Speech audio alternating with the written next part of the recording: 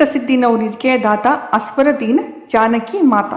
आप सब लोगों ने हनुमान चालीसा पढ़ी होगी, अगर नहीं पढ़ी है तो सुनी तो अवश्य होगी। चौपाई मिलती है हनुमान चालीसा में और हनुमान चालीसा लिखी थी गोस्वामी श्री तुलसीदास जी ने। और इस चौपाई का अर्थ है श्री हनुमान जी अपने भक्तों को अष्ट सिद्धियां और नवनिधियां प्रदान कर सकते हैं और ये वरदान माता सीता जी ने हनुमान जी को दी थी। तो चलिए जानते हैं वो अष्ट सिद्धियां और नवनिधियां कौन सी हैं।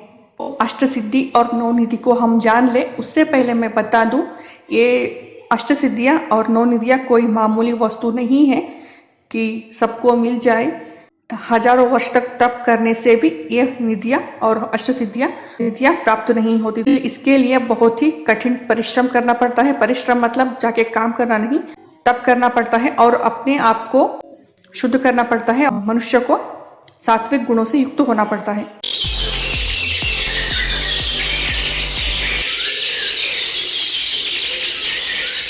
चलिए जान लेते हैं अष्ट सिद्धियां कौन सी हैं। तो सबसे पहले अणिमा, महिमा, गरिमा, लघिमा, प्राप्ति, प्राकाम्य, ईशित्व और वशित्व। तो प्रभु श्री हनुमान जी के पास ये अष्ट सिद्धियां हैं और नौ निधियां हैं। पहला पद्मनिधि, दूसरा महापद्मनिधि, नील निधि, मुकुंद निधि, नंद निधि, मकर निधि, कश्यप निधि, शंख निधि और नौवा खर्व मिश्र निधि के नाम से जाना जाता है। तो ये अष्ट सिद्धि और नौ निधियां प्रभु श्री हनुमान जी के पास है। हनुमान जी जिसे चाहे अष्ट सिद्धियां और नौ निधियां प्रदान कर सकते हैं। सबसे पहले अष्ट सिद्धियों के बारे में संक्षिप्त में जान लेते हैं कि अष्ट सिद्धियां क्या हैं और किस तरह से वो काम करते हैं। तो अणिमा, इस सिद्धि के बल पर श्री हनुमान जी अति सूक्ष्म रूप धारण कर सकते हैं। और उदाहरण के तौर पर मैं बता दूं, जब श्री हनुमान जी समुद्र पार कर कर लंका पहुंचे थे तो सबसे पहले उन्होंने अति सूक्ष्म रूप धारण करके पूरी लंका का परिक्रमा किया था ताकि जान सके कि लंका में क्या है, क्या हो रहा है। दूसरी सिद्धि महिमा, तो इस सिद्धि से जितना चाहे उतना विशाल रूप धारण कर सकते हैं। तो हनुमान जी ने इस सिद्धि को बहुत बार धारण किया था। तो उदाहरण के तौर पर मैं बता दूं, जब माता सीता को ढूंढते हुए हनुमान जी समुद्र मार्ग से जा रहे थे लंका की ओर, वहां पर समुद्र में, बीच समुद्र में सुरसा नामक एक राक्षसी ने उनका मार्ग रोक लिया था। तब श्री हनुमान जी ने अपना शरीर को बहुत ही विशाल कर लिया था। तो राक्षसी ने बोला कि मैं आपको खा जाऊंगी। तब उन्होंने उनका मान रखते हुए अति सूक्ष्म रूप धारण करके फिर से उनके मुंह में जाकर वापस आए थे। तो आप सबको ये बात पता होगी। तीसरी सिद्धि है गरिमा। तो इस सिद्धि की प्रयोग करके श्री हनुमान जी स्वयं का भार विशाल पर्वत के समान या फिर उससे भी भारी कर सकते हैं। उदाहरण के तौर पर मैं बता दूं, जब महाभारत में पांडव वनवास पर थे, भीम जी को बहुत ही अभिमान था अपने बल के ऊपर। तो श्री कृष्ण जी के आग्रह पर हनुमान जी भीम जी का अभिमान तोड़ते हैं। याद था द्रौपदी ने बोला था कि मुझे ब्रह्म कमल चाहिए, तो इसीलिए भीम जी हिमालय पर्वत की ओर जा रहे थे ब्रह्म कमल लेने के लिए। तभी हनुमान जी उनका मार्ग रोककर बैठ जाते हैं एक वृद्ध देह धारण करके। भीम जी उन्हें देखकर उनको बोलते हैं कि मेरे मार्ग से हट जाओ।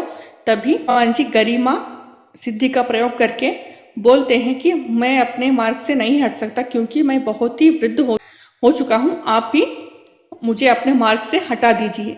तब भीम जी हनुमान जी का पूंछ को हटाने की कोशिश करते हैं पर वो टस से मस नहीं होती। तो विशाल पर्वत भारी हो जाती है उनका शरीर का भार। गरिमा सिद्धि का प्रयोग किया था। चौथी सिद्धि है लघिमा। तो इस सिद्धि का प्रयोग करके स्वयं का भार बहुत ही हल्का कर सकते हैं और कहीं भी जा सकते हैं और आ सकते हैं। तो उदाहरण के तौर पर मैं बता दूं, जब श्री हनुमान जी लंका पहुंचे थे समुद्र मार्ग से, तब उन्होंने सूक्ष्म रूप धारण कर लिया था। तो सूक्ष्म रूप धारण करके और फिर लघिमा सिद्धि का भी उन्होंने प्रयोग किया और अशोक वाटिका पहुंचे माता सीता को ढूंढते हुए। तब उन्होंने अशोक वृक्ष के ऊपर एक पत्ते के अंदर छुपकर बैठकर माता सीता से बात की थी, तब उन्होंने लघिमा सिद्धि का प्रयोग किया था। पांचवी सिद्धि है प्राप्ति।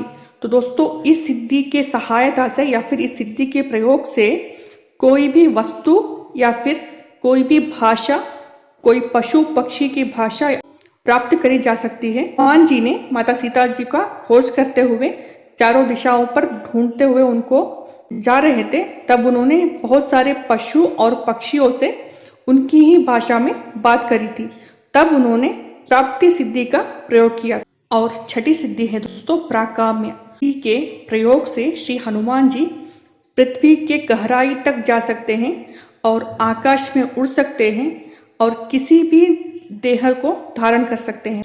मन चाहे किसी के देह के आकार को धारण कर सकते हैं, पशु पक्षी, और चाहे मैं हूँ आप हो, किसी की तरह भी वो बन सकते हैं। और इसी सिद्धि के सहायता से हनुमान जी चिरकाल तक युवा अवस्था में रह सकते हैं। तो उदाहरण के तौर पर मैं बता दूं, जब युद्ध हो रहा था लंका में, तब अहिरावण नामक एक राक्षस ने श्री राम जी और लक्ष्मण जी को पाताल में जाकर छुपाया था। हनुमान जी ने इसी सिद्धि का प्रयोग करते हुए पाताल तक गए थे, ढूंढते हुए श्री राम जी और लक्ष्मण जी को। और सातवीं सिद्धि ईशित्व। इस सिद्धि से श्री हनुमान जी को दैवीय शक्तियां प्राप्त हुई हैं और इस सिद्धि से श्री हनुमान जी किसी भी मृत प्राणी को फिर से जीवन दान दे सकते हैं। और आठवीं सिद्धि है वशित्व।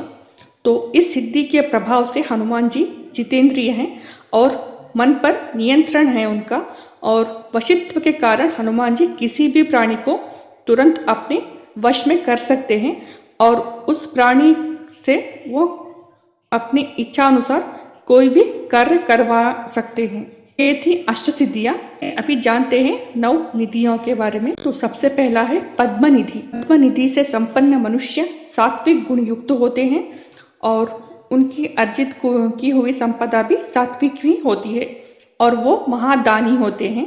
और जो मनुष्य के पास पद्म निधि का संपत्ति होती है, तो पद्म निधि का प्रभाव उनकी पूरी पीढ़ी, आने वाली पीढ़ियों पर होती है, तो वो पूरी उनकी पीढ़ी सात्विक ही रहती है और उनको किसी वस्तु की, किसी निधि की, किसी धन की कमी नहीं होती। दूसरी है महापद्म निधि, और यह निधि भी पद्म निधि के तरह ही सात्विक होती है, पर इस निधि का प्रभाव केवल 7 पीढ़ियों तक रहता है। इस निधि से संपन्न मनुष्य भी सात्विक और दानी होता है। तीसरी निधि है नील निधि।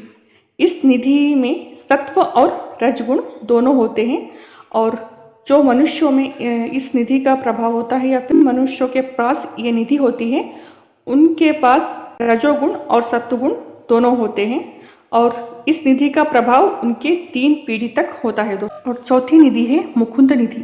ये निधि पूरी तरह से रजोगुण प्रधान है और इसलिए मुकुंद निधि को राजसी स्वभाव वाली निधि भी कहा गया है। यह निधि एक पीढ़ी के बाद नष्ट हो जाता है। और 5वीं निधि है दोस्तों नंद निधि। इस निधि में रज और तमो गुणों का मिश्रण होता है। यह निधि प्राप्त करने वाला मनुष्य आयु और निरंतर सफलता प्राप्त होती है। और 6वीं निधि है मकर निधि। इस निधि को तामसी निधि कहा गया है दोस्तों। इस निधि से संपन्न मनुष्य अस्त्र शस्त्र संग्रह करने वाला होता है।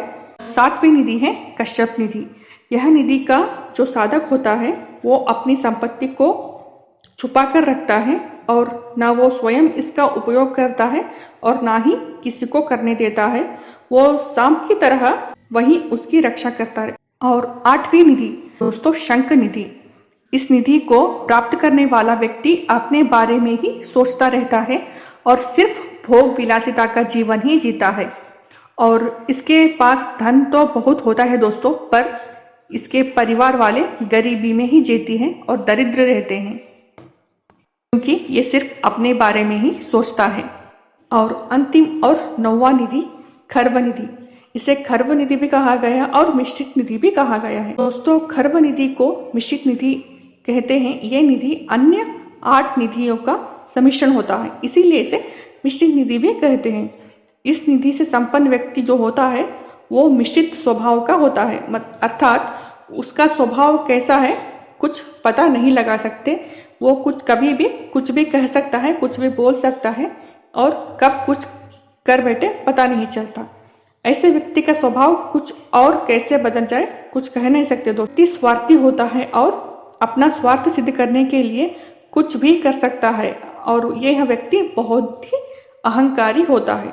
ये है अष्ट सिद्धि और नौ निधियाँ। अष्ट सिद्धियाँ और नौ निधियाँ हनुमान जी उनके पास है और वो अपने मन से अगर वो उनके इच्छा से चाहे तो वो किसी को भी दे सकते हैं, प्रदान कर सकते हैं। वीडियो कैसे लगी हमें ज़रूर बताइएगा। तो वीडियो देखने के लिए आपका बहुत बहुत धन्यवाद। श्री हनुमान, जय श्री राम।